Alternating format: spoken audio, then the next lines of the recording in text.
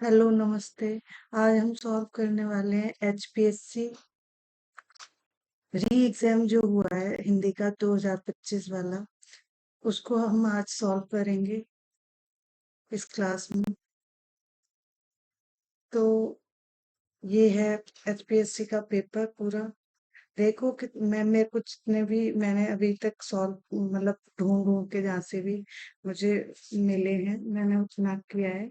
और next class में मैं पूरा पेपर सॉल्व करा दूंगी। तो देखते हैं कि पहला क्वेश्चन क्या है हमारा। सबसे पहले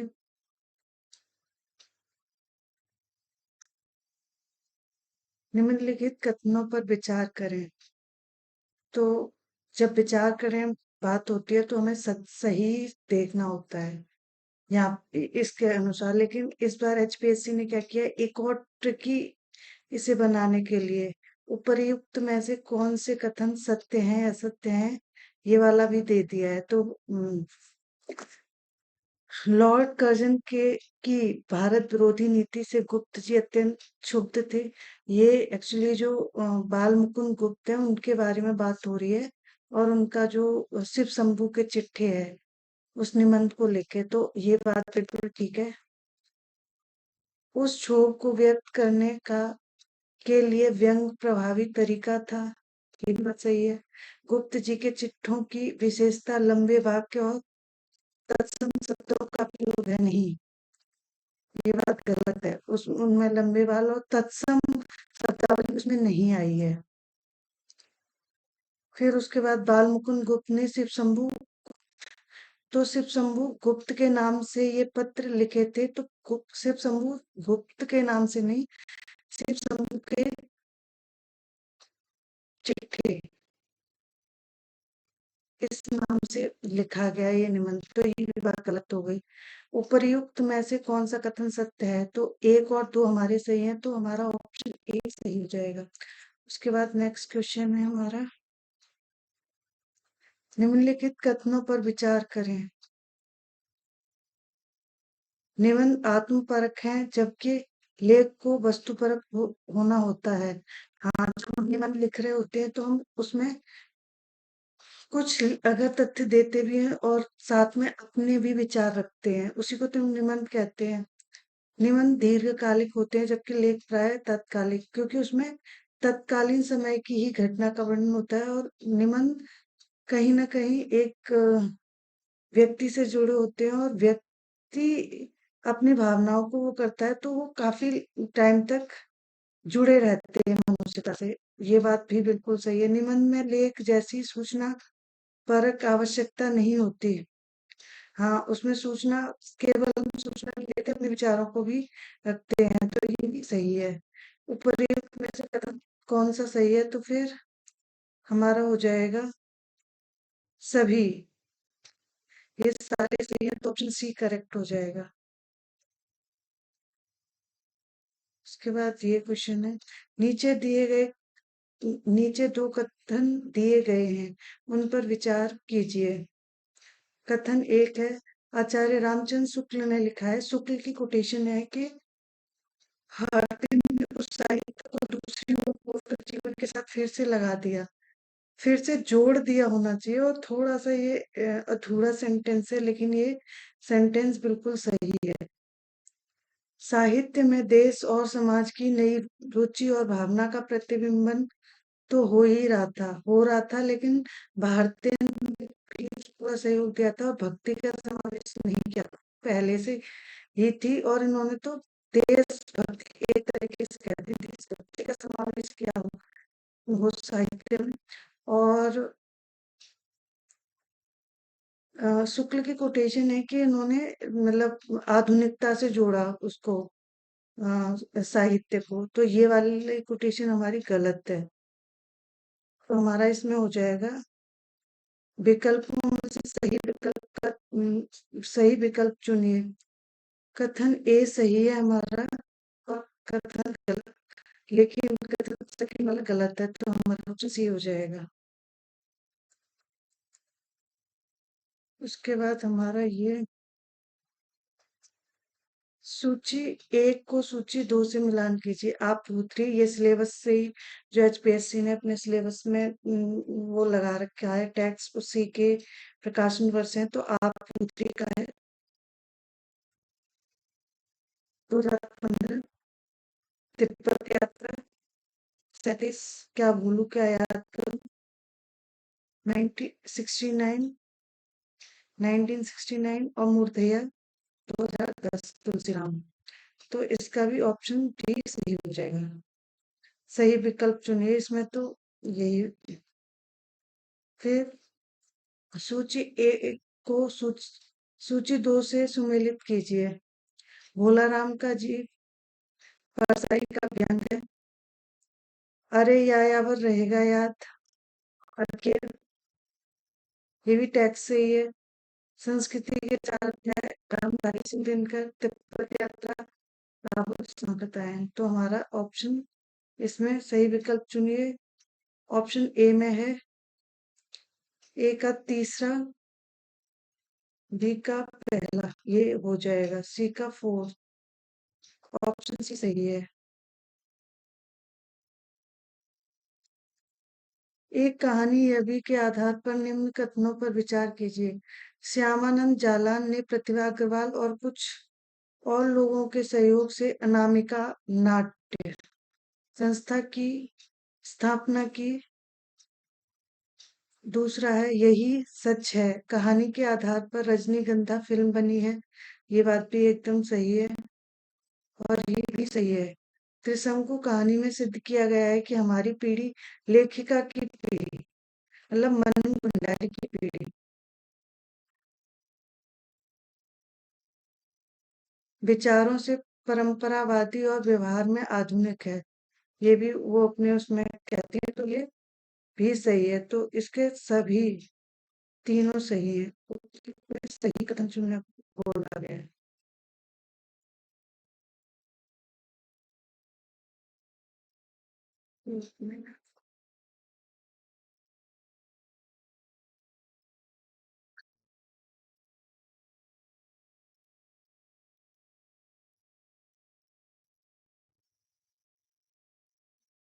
नेक्स्ट क्वेश्चन है हमारा, नीचे दो कथन दिए गए हैं, उन पर विचार कीजिए। उत्तर आधुनिकता वृद्ध पूंजीवाद है। सही बात है, क्योंकि जो आधुनिकता है, आधुनिकता हमारी पूंजीवाद से जुड़ी हुई है।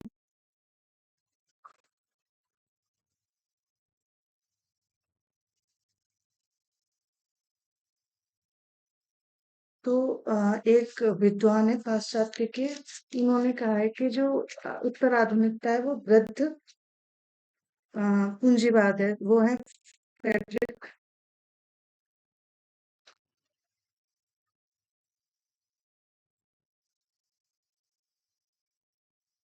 जैमसन का कथन है। तो ये कथन बिल्कुल सही है। विश्व इसमें विश्व बाजार से प्रभावित तीसरी दुनिया का उपभोक्तावादी चिंतन ज्यादा मुखर रहा है। ये भी सही है, ये बच्चन सिंह का कथन है।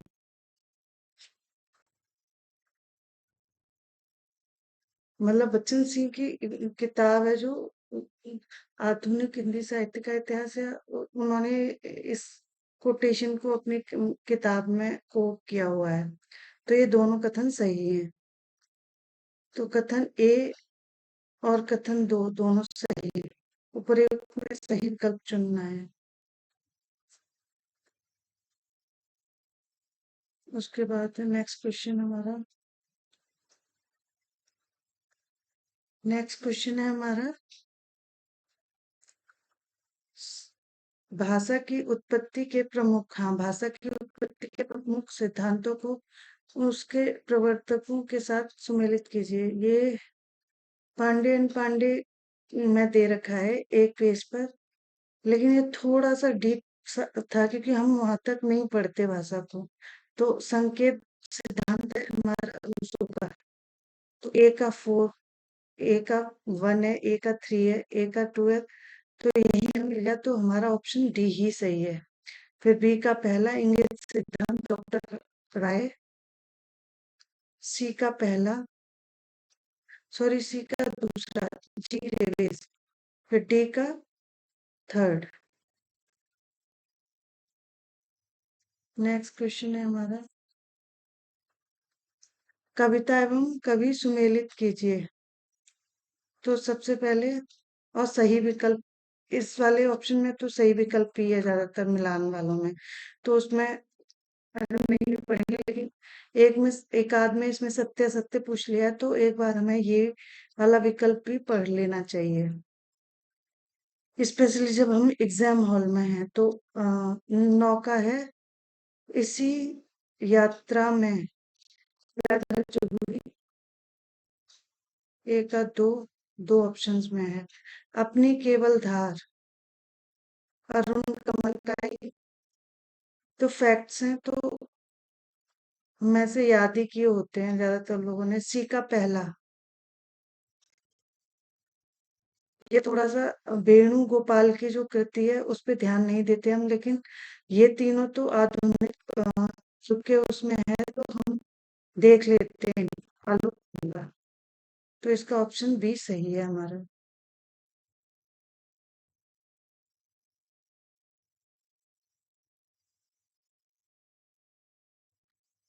अब इसमें प्लेटो के संबंध में, प्लेटो के संबंध में निम्न तथ्यों पर विचार कीजिए। प्लेटो संगीत को बड़ा महत्व देते थे। उन्होंने लय को नियमित गति माना है, क्योंकि वह किसी सिद्धांत पर आधारित होती है। पहला कथन इनका ये है, प्लेटो के अनुसार जब हम दुखी और शोकाग्रस्त होते हैं तब हम रोते हैं। उस समय जो सांत्वना देता है हम उसका स्वागत करते हैं। दुख और शोक का समन करना मानव के सुख शांति देने वाला, मानव को सुख शांति देने वाला तथा सत्य कार्य में प्रवृत्त करना ही काव्य होता है। इसी प्रकार कविता भी शोक की वासनाओं का समन करती है। यहाँ पे जो वो है वो शोक की भावनाओं को उत्तेजित, ऐसा कुछ है, तो ये वाला कथन गलत है इनका। और प्लेटो संगीत को महत्व देते थे, बेशक उसको साहित्य को नहीं देते थे, क्योंकि वो सोचते थे, मतलब कविता को स्पेशली वो अच्छे साहित्य को अच्छा ही मानते थे कि कविता तो, और तहरी दूरी मानते थे उससे, तो ये, तो उस संगीत को महत्व देते थे। तो ये वाला सही है हमारा। प्लेटो के अनुसार कवि या कलाकार जिसका चित्रण करता है उसका सही वास्तविक ज्ञान हो आवश्यक नहीं। ये बात भी सही है। तो इसमें दो सही हैं हमारे।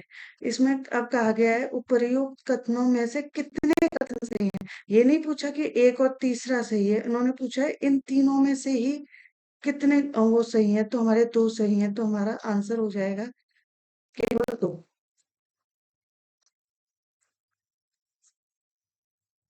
नेक्स्ट क्वेश्चन है, निम्न के संबंध में विचार कीजिए। पैरों के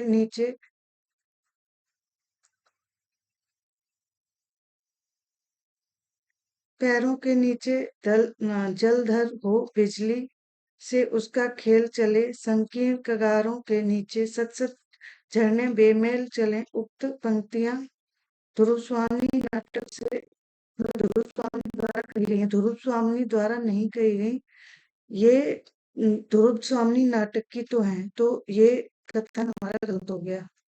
जब मग्न फिराकर चाबुक को यह बैल बदन का हाँकेगा, पंक्तियां किसकी हैं, तो ये जो आगरा बाजार नाटक है उससे ली गई है, तो ये रामधारी सिंह नहीं, हमारा कथन गलत हो गया।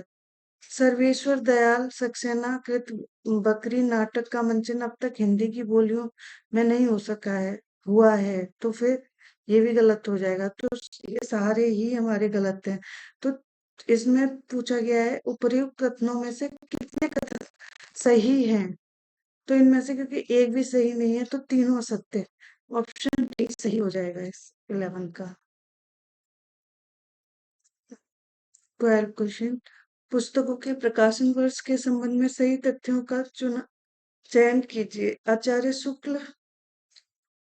रामचंद्र शुक्ल का काव्य दर्शन, तो इसका जो प्रकाशन वर्ष है वो 1989 है, तो ये वाला हमारा गलत हो गया। दिनकर एक सहज पुरुष, ये वाला सही है। ये 1981 में ही आता है। जिन्होंने जीना जाना पता है 1971 में।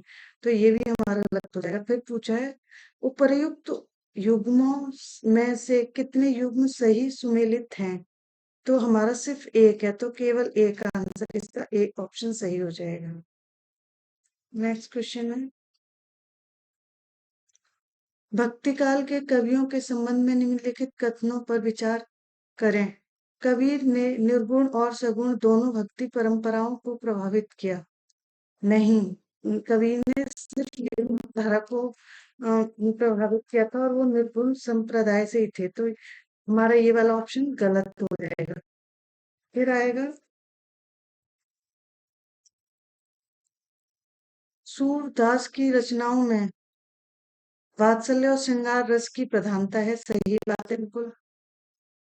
तुलसीदास ने रामचरितमानस में अवधि के साथ साथ संस्कृत का मिश्रण भी किया है। अवधि में रामचरितमानस ये जग जाहिर है, उसके साथ उसमें संस्कृत ग्रंथों का भी उपयोग किया गया है। तो ये बात तो सही है। मीराबाई की कविता में रहस्यवाद और व्यक्तिवाद दोनों झलकते हैं। हाँ, ये भी सही है। तो हमारे फिर पूछा है उपर्युक्त में से कौन से कथन सत्य हैं?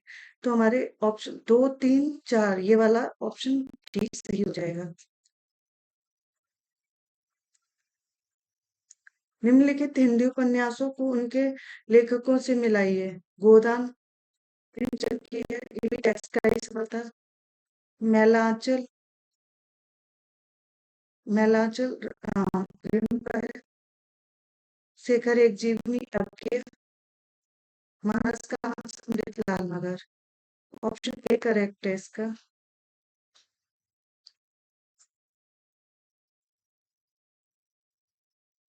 उसके बाद 15वां क्वेश्चन है हमारा, निम्नलिखित हिंदी कहानियों को उनके लेखकों से मिलाइए। ईदगाह, प्रेमचंद, उसने कहा था, गुलेरी, आकाशदीप, जयसन कक्षा, कोशिका गढ़वाल, शिखर जोशी। इसमें हमारा ए का दूसरा इसी ऑप्शन में ये सही हो जाएगा।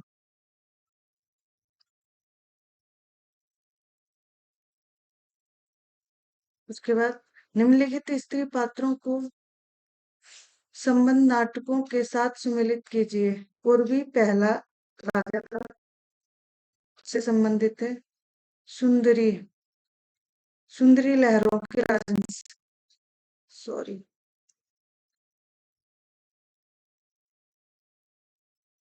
जब सुंदरी, अगर आपने लहरों के राजहंस पढ़ा होगा तो पता होगा आपको किसके पात्र है। तो अब हमें दो मिल गए, उर्वी ए का तीसरा, तीसरे में एक ही ऑप्शन है हमारा, मतलब ये सही है। फिर सुंदरी बी का फूल, सी का पहला, गति। अगर हमें उर्वी और सुंदरी भी पता है तो भी हमारा ऑप्शन सही हो जाएगा। देवसेना स्कंद की पात्र है। उसके बाद 17वां, सूची एक को सूची 2 से सुमेलित कीजिए। इसमें है 17वें में सहृदयों की प्रियता जन, ये है, एक्चुअली ये वाला है, जो ये कीर्ति को कीर्ति है वो भोज का है। तो ए का फोर्थ, सॉरी सी का फोर्थ हो जाएगा। हम सी का फोर्थ देख लेते हैं किस किस में, सी का फोर्थ इसमें है, सी का फोर्थ इसमें है, दो ऑप्शंस हैं। अब हमें बी का और देखना पड़ेगा। तो ये सहृदयों की प्रियता जनार्दन दंडी का ही है। ए का पहला है। अब बी का कुंती है। तो हमारा हो जाएगा बी करेक्ट ऑप्शन, क्योंकि इसमें बी का थर्ड दे रखा है जबकि बी का दूसरा ही है। उसके बाद लोक व्यवहार का ज्ञान, लोकोत्तर आनंद लाभ, ये आनंद वर्धन का है। तो हमारा ऑप्शन बी करेक्ट हो जाएगा। निम्न तथ्यों की सत्यता पर विचार कीजिए। निर्मल वर्मा कृति, परिंदे व कव्वे और काला पानी पहाड़ी जीवन से संबंधित है। ये तो परिंदे तो पहाड़ी जीवन से संबंधित है, लेकिन कव्वे और काला पानी पहाड़ी जीवन से संबंधित नहीं है, तो ये हमारा गलत हो जाएगा। कोसी का गढ़वाल कहानी फ्लैशबैक, कहीं ना कहीं फ्लैशबैक में वो बात कर रही होती है कि कैसे कैसे क्यों उससे शादी नहीं कर पाई थी, क्योंकि उसके घर में कोई था नहीं, वो अकेला था। तो वो याद कर रहा होता है सारे प्रसंग को कि उसकी शादी किस तरीके से दूसरी जगह हो जाती है। तो ये वाला सही है। कोसी का घटवार कहानी में आए काला जरेऊ शब्द का संबंध सुहाग से है। ये सही बात है। जब वो पहने होती है तो वो जो नायक है वो देखता है कि उसके गले में वो नहीं है काला जरेऊ, जो सुहाग की निशानी होती है। तो वो समझ जाता है कि मतलब पति को कुछ हो गया है। तो ये दोनों ऑप्शंस हमारे सही हैं। तो दो और तीन सही हैं। तो उपयुक्त कथनों में से कितने कथन सही हैं? तो दो सही हैं, तो केवल दो, ऑप्शन भी सही हो जाएगा इसका। निम्नलिखित हिंदी नाटकों को उनके नाटकों से मिलाइए। अंधेर नगरी, अंधेर नगरी को अगर हम मिलाएंगे तो अंधेर नगरी हरिश्चंद्र का है। आषाढ़ का एक दिन राकेश का है। अंधा युग धर्मवीर भाग्य का है। आगरा बाजार हबीब का है। तो ए का फोर्थ ये एक ही ऑप्शन है, तो हमारा ऑप्शन ए सही हो जाएगा। उसके बाद नेक्स्ट क्वेश्चन है, निम्नलिखित हिंदी निबंधों को उनके लेखकों से मिलाइए। कविता क्या है? टेक्स्ट का है सुतु। नाखून क्यों बढ़ते हैं? HPD। मेरे राम का मुकुट भीग रहा है। श्रीनिवास मिश्र। मजदूरी और प्रेम सरदार मोहन सिंह। तो हमारा ये वाला ए का दूसरा दो में है। बी का देखेंगे, नाखून क्यों बढ़ते हैं। बी का ये दूसरा है, तो इसलिए ये गलत ऑप्शन हो जाए। तीसरा दे रखा है, तो हमारा ऑप्शन ए सही हो जाएगा। उसके बाद नेक्स्ट क्वेश्चन है हमारा, रीतिकाल के साहित्य लक्षणों के संबंधों में निम्नलिखित कथनों पर विचार करें। रीतिकाल में श्रृंगार रस की प्रधानता थी, बिल्कुल सही बात है। रीतिकाल में लेकिन वीर रस भी प्रचलित था, बिल्कुल, क्योंकि जो भूषण वगैरह है वो इसी काल के कवि हैं और उन्होंने वीर रस पे बहुत अच्छा लिखा है। तो ये वाला ऑप्शन सही हो गया। ब्यारी की सतसई में दोहों का प्रयोग हुआ है, जो अलंकारों से समृद्ध है। हाँ, ब्यारी सतसई में ये भी ऑप्शन सही है हमारा। केशव ने रसिक प्रिया में काव्य शास्त्र नियमों का पालन किया है। रीति सिद्धांत का प्रभाव रीतिकाल के काव्य से स्पष्ट है। बिल्कुल ये वाला सही है। तो अब पूछा गया है कौन से कथन सत्य हैं। तो एक दो तीन, मतलब पहला दूसरा और चौथा ऑप्शन ही सही हो जाएगा हमारा। उसके बाद नेक्स्ट क्वेश्चन है, निम्नलिखित पर विचार कीजिए। प्रगतिवाद सामाजिक यथार्थ पर केंद्रित था, सही बात है बिल्कुल। नागार्जुन प्रगतिवाद के कवि हैं। प्रगतिवाद के ही कवि हैं नागार्जुन। प्रगतिवाद में व्यक्तिवाद पर जोर दिया गया है, ये बात सही है। तो इसमें फिर पूछा गया है प्रगतिवाद के संबंध में कितने कथन सत्य हैं। तो ये तीनों सही है, सभी तीनों ऑप्शन इसका सही हो जाएगा। निम्नलिखित कथनों पर विचार करें। रहस्यवाद के संबंध रहस्यवाद का संबंध निर्गुण निराकार रूप से है, बिल्कुल सही बात है। जीवात्मा जब परमात्मा से संबंध जोड़ती है तो वह भावात्मक हो जाती है, सही है। कभी रहस्यवादी कभी नहीं है, रहस्यवादी नहीं है, ये भी सही है, क्योंकि वो निर्वादी है।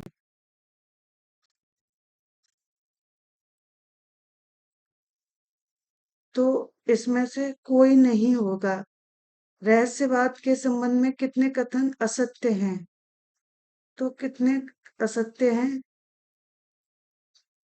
कभी रहस्यवादी कभी नहीं है, तो ये निर्गुणवादी थे, तो ये मतलब इसमें ये दोनों तो ठीक है और ये भी ठीक है, तो असत्य पूछा है, तो इसमें से कोई नहीं होगा, इनमें से कोई नहीं, क्योंकि सारे ठीक हैं। स्वाद का संबंध निर्गुण निराकार रूप से है। जीवात्मा जब परमात्मा से संबंध जोड़ती है तो वह भावात्मक हो जाती है। बिल्कुल, ये इसका ऑप्शन डी सही है।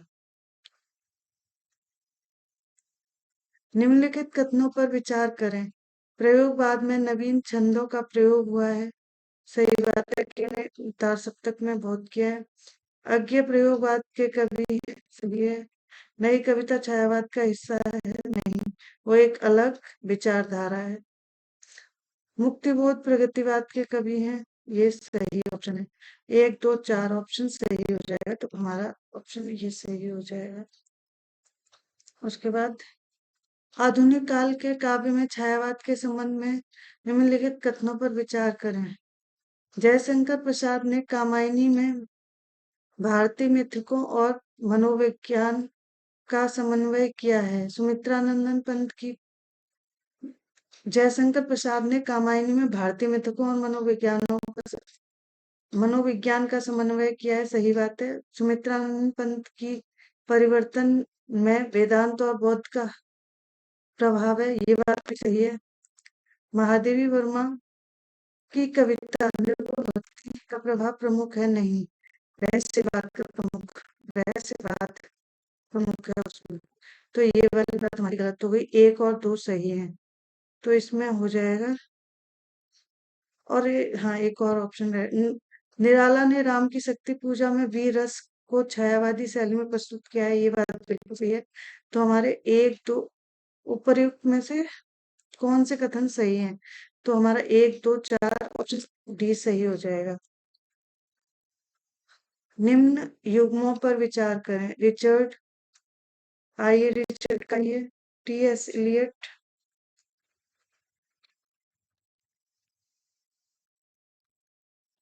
परंपरावादी थे, क्रोचे कोहन व ये मुझे थोड़ा ध्यान नहीं होगा, मैं इसमें थोड़ी सी डाउटफुल हूँ, तो फिर लेकिन मैं मेरे हिसाब से ऑप्शन बी सही होगा। एक ये वाला देख के मैं तो नेक्स्ट टाइम क्लास लूंगी तो ये वाला बता दूंगी, क्योंकि अभी भी मैंने पूरे क्वेश्चंस नहीं किए, जितने भी मुझे मिले हैं उतना।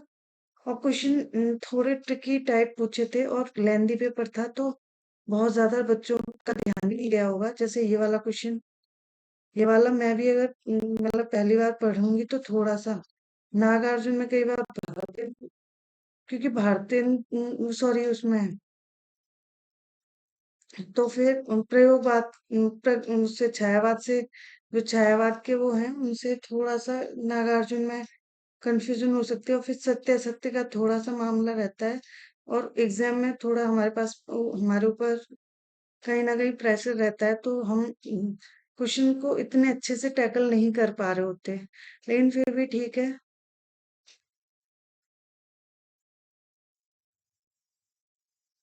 उसके बाद 27 रंगमंच के संबंध में निम्नलिखित युग्मों पर विचार करें।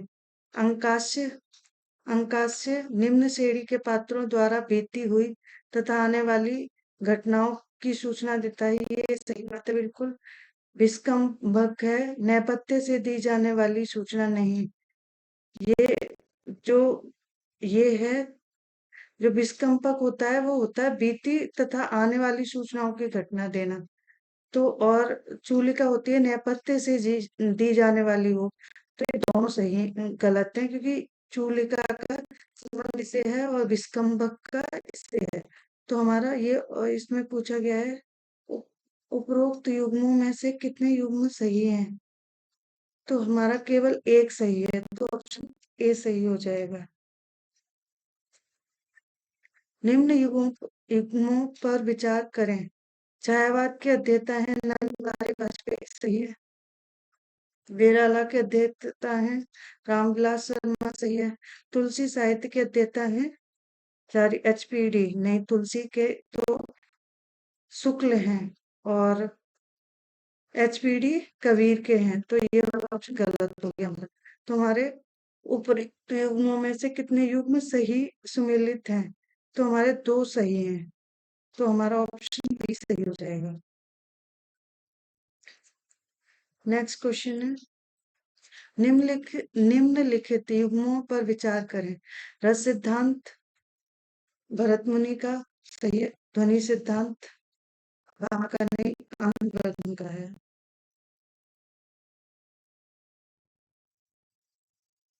और रीति सिद्धांत वामन का है। तो हमारा सिर्फ एक सही है, केवल एक युग्म सही है, ऑप्शन ए हो जाएगा इसका करेक्ट। उसके बाद हमारा 30 क्वेश्चन। तो हम आज इतना ही करते हैं, नेक्स्ट क्लास में मैं पूरा सॉल्व करा दूंगी। और अगर आप एचपीएससी दे के आए हैं तो प्लीज जो आपके मार्क्स हैं वो आप मतलब हमें कमेंट करके बता सकते हैं, तो जिससे पता चले कि कट ऑफ क्या जा सकती है। धन्यवाद।